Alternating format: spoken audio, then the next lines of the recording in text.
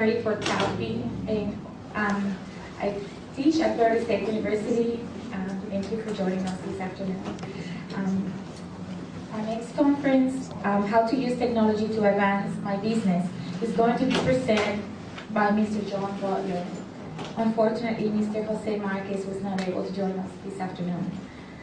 As a creative problem solver, Mr. Butler brings more than 20 years of IT consulting experience to every engagement. Healthcare information technology, specifically data integration, has been his focus for over 10 years. His experience includes all industry standards, including THLPE messaging, X12 billing, physician community portals, electronic medical records, and enterprise master person indexes. With a working knowledge of all major data integration tool sets and certifications from the industry leaders, his knowledge is extensive and has been thoroughly vetted. He is also partner at Uber Operations, where he has implemented technology tools to grow the company during these challenging economic and competitive times. Please welcome Mr. Butler.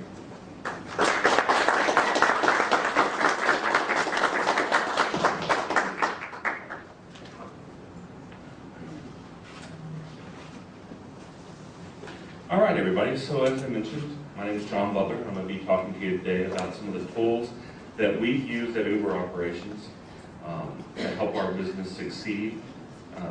And this, let me start with the first slide here. Who we are and what we do. It's one of those moments. Sorry, guys. All right, so what we do is I'd like to tell you about a little bit about us. Uber Operations. We're an IT consulting firm. Again, we specialize in healthcare data integration services, and we like to market ourselves as a federation of tech experts. And we believe that we have the reputation to back that up. Our employees are all known around the country for their work with the CDC's Public Health Information Network, or FIN project, the ONC's National Health Information Network, NHIN, and our work with the state public health departments and laboratories. Now let's see some of the issues that we faced and how we solved them. Our first challenge is a phone system.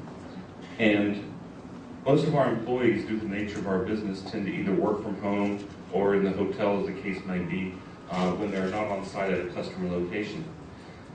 But we still wanted to have a centralized phone number for people to call in and contact those employees. And we also wanted to have a centralized fax number where we could receive faxes and actually have those emailed to the employees no matter where they were on the road. We also didn't like the idea of having canned greetings. You know, you've all heard the little system voices that answer when your voicemail answers on Sprint and everything, until you go in and personalize those. We want to be able to personalize all those greetings. And we would like to find a way that we could have us route calls based on particular day and time constraints. Say if we know that an employee is traveling on a Thursdays on a regular basis, to go ahead and have that route directly to a voicemail system. But then on the weekends, maybe right up to a home office telephone line for where they're at, or a hotel in the evenings if they're going to be staying at those locations. So we wanted to make sure we found something that would handle all of our travel plans and have all of these features. After several attempts to find a suitable solution, we finally settled on a solution called Grasshopper. And Grasshopper actually provided us with a perfect solution to all of our problems. Their service is like a virtual receptionist. So you call in, you get a virtual receptionist, ask you for either extensions, and then it routes them intelligently to all those employees based on each one's unique situation. Each employee also has their customized voicemail boxes, and when they receive a voicemail, you can actually have that message sent to them in an email as an attachment, so they can listen to it on the road or on the portable devices and not have to actually dial in to listen to those. Grasshopper also handled our centralized faxing, and they can direct those to an employee by extension, or actually send those as an attachment to a distribution list so everybody can get them in the company. And the nice thing with the virtual solution that we came up with Grasshopper is that the cost of setting up the virtual phone system with most of the options I've seen here is about $10 a month. Whereas you'd come in with the actual physical phone system and have someone install it, can cost anywhere from $2,000 to $5,000 at for a very base system with a few extensions and everything that would handle some of the same technology.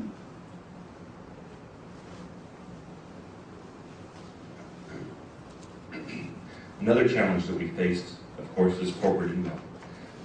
There's lots of options out there.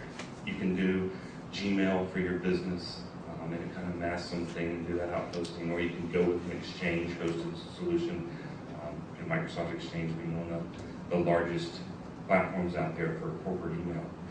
You can even host your own solution on your own hardware in your own offices. And what we started doing originally was we were hosting our own Exchange solution on a small business server edition, Microsoft small business server, with everything purchased, Dell hardware. But what we quickly found out is the licensing schemes on small business server, it's good for up to 10 users, but you start growing past 10 users, and the cost gets very, very prohibitive to doing business with Microsoft. By the time you start trying to split out multiple services onto multiple services, you're starting to buy more and bigger hardware and more and bigger operating system licenses, and the ball just starts rolling down. So what we came up with, we wanted to obtain some other options out there. And after months of research on this one, we found that our best solution was to migrate to a product called Zimbra. Now, Zimbra has very similar functionality to Microsoft Exchange. It's used by a lot of Fortune 500 companies out there, as there's universities are using it. Zimbra's recently been purchased by VMware, and VMware is actually marketing this as one of their products as well.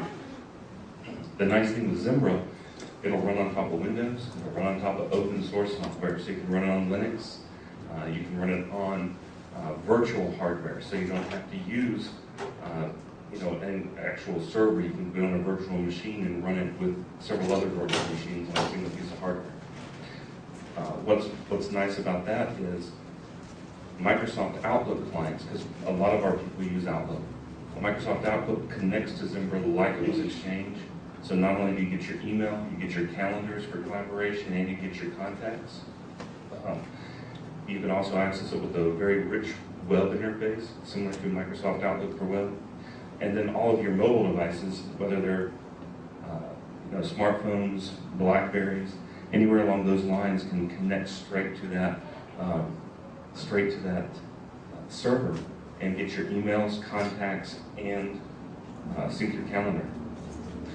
The nice thing about this as well is Zimbra was a quarter of the cost of the similarly priced Microsoft solution. I believe we were looking at a total of around $5,000 for up to 25 users with all of the different support, as opposed to about $20,000 to $25,000 for a Microsoft solution with hardware. And I'm not Microsoft bashing, I'm just telling you some of the challenges we faced in trying to run a business, and we want to keep overhead down. One of the other solutions that we were looking at is how can we securely share files with our employees, clients, and all partners, whether we're on the road, in our office, or at home. How do we keep those files backed up on a regular basis securely, and how do we revert changes if someone inadvertently overwrites a file that we need for a meeting tomorrow, or deletes something important? So we tried several products. We tried some of the online, like Jungle Disk and everything. We tried some other backup solutions. Tried some FTP files back and forth, but it's a little difficult in those levels to synchronize the files. And what we ended up with is a product called Dropbox.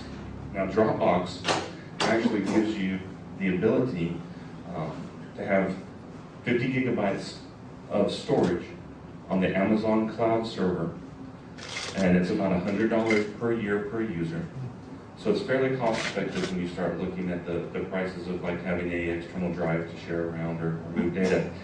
But this solution actually allows you to maintain a repository of all your documents that you're working on locally on your laptop. And an important note here is I'm a Mac user. Eddie and some of the other people are Windows users. We have some people who use Linux. So any solution that we have found in our company has to work across all operating systems. And Dropbox was one of the few that actually did that. So they have clients for your Mac, they have clients for Linux, they have clients for your Windows, and everything happens in the background. If I were to work on this presentation locally and I don't have any internet access, as soon as I make those changes and connect to the internet, that is synchronized up to, again, on Amazon's cloud, securely stored, encrypted on their network, and also copies are pushed down to all the other Dropbox users from the network who have those permissions to view those files. So as soon as I connect to the internet and Eddie connects to the internet, those files are synchronized across the network, and they can see the changes that I've done on this works. So the other nice thing is, since we are remote users, and I'll be in Chicago this week, any changes I made will be synced right back here in Tallahassee, and a secure copy stored on Amazon. If my laptop is lost or stolen, I can turn around, get a new laptop, log into the account, and have all my documents and everything right back on my computer, be working again. They also offer web access. So say I'm out on a client's or customers, I need access to a file, I can pop up a web browser, any web browser, connect to the service, browse the files, download them to the local desktop, turn around and upload files as well. One of the other areas that that really works well for us is we actually use it to deliver documents and other files to customers and clients' partners. You can have a public folder where we can stick a file into and give a user a URL, and they can actually go and download or view those documents straight online. So it also provides that capability to share documents with others.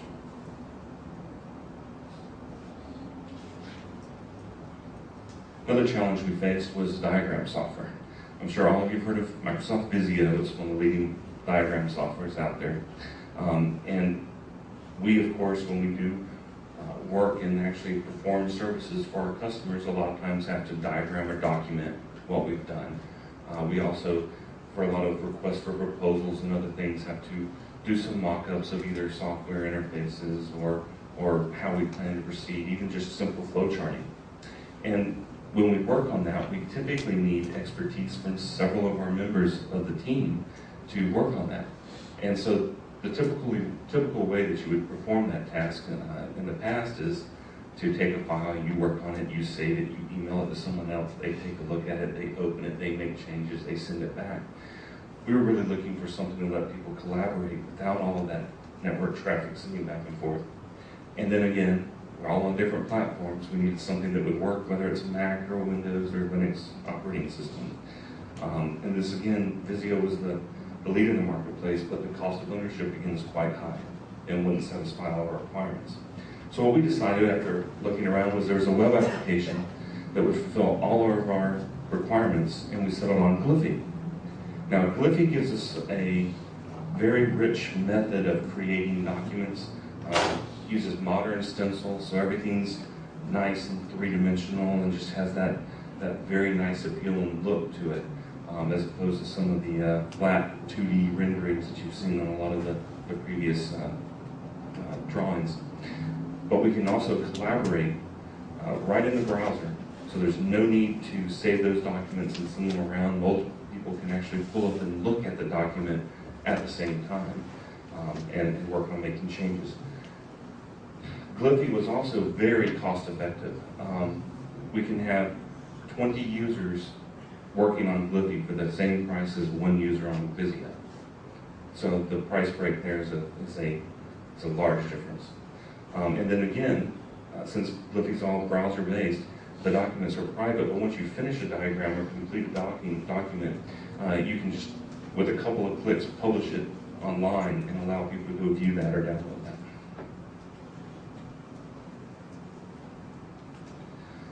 One of the other challenges we faced was conference calls. We needed a way, an effective way to conduct conference calls and online meetings with our employees, clients, partners, and many of us use our laptops as we're connected on the road, either through a air card or our cell phones using it as a modem. I'm sure you've all seen that just in an airport somewhere. Somebody's got their device out, they're connected to the internet, working on them. And so we'd like to use voice over IP for our calls instead of having to disconnect. And, we want to be able to continue the meeting over our phones or air cards and also do voice over IP. So that requires quality voice over IP connectivity